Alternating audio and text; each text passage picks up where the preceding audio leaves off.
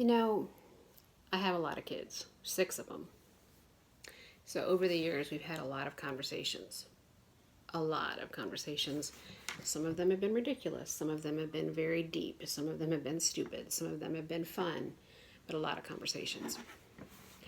Some of the ones that have bothered me the most are not the ones where my kids would admit some of the dumb things that they'd done, because, like, who doesn't do stupid stuff, right? We all act a fool from time to time. But all of them have mentioned how, Mom, growing up in a Christian house, it's kind of like the paint on the wall. I forget what color it is. It's kind of like I'm almost desensitized to grace. And I've just never understood that. Like, growing up, I accepted Christ at a young age, and Jesus is my jam. He's just always been my thing. Again, not that I didn't do stupid stuff, right? But I never took for granted his grace. So I never understood that. And I thought, well, maybe they're just putting the wrong terminology to how they're feeling about it. Like, it's just so commonplace, right? Because that's kind of a frightening place.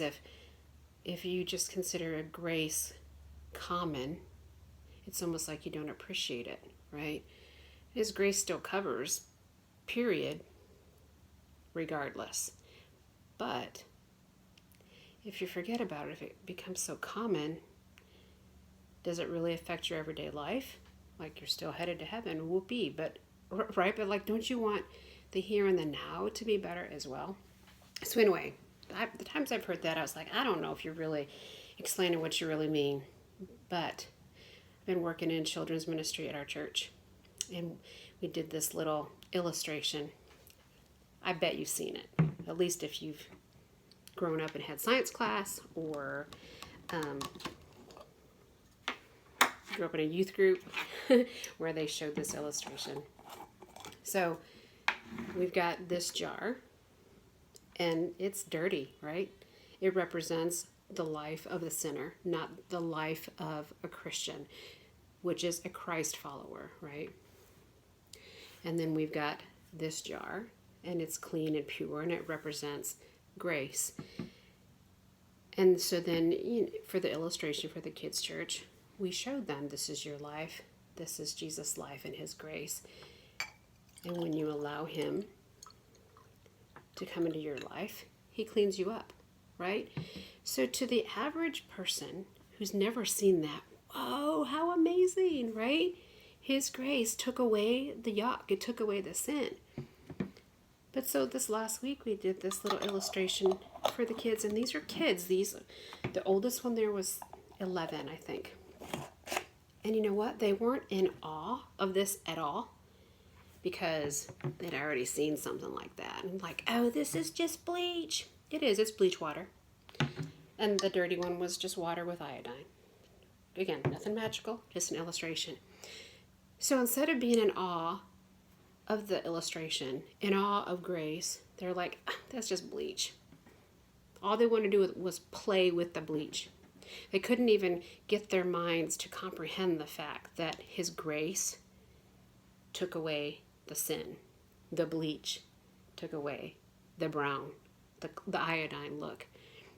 And all of a sudden it struck me, that's what my kids are talking about.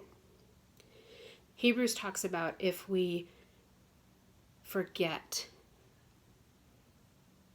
lest we turn away. Like, we don't want to forget the things that we've learned lest we turn away. And how hard it is for those, whoa, like, that's a big deal. So I want to encourage you, if you grew up in a godly home, going to church, doing all the goody-goody two-shoe Christian things, I want to encourage you to really take a look at grace. Are you in awe of grace? Or are you just saying, that's just bleach, that's just grace? Because, yep, grace still covers, still made you white as snow. But there's more than just eternity. There's the here and the now. And if you're taking grace for granted, it doesn't mean much to you. You're not going to have a victorious life. You're also not going to be excited to tell other people how they can get a hold of that same grace. And if no other people are learning how they can get a hold of grace, not only are their lives in the here and now going to be affected, but so is their eternity.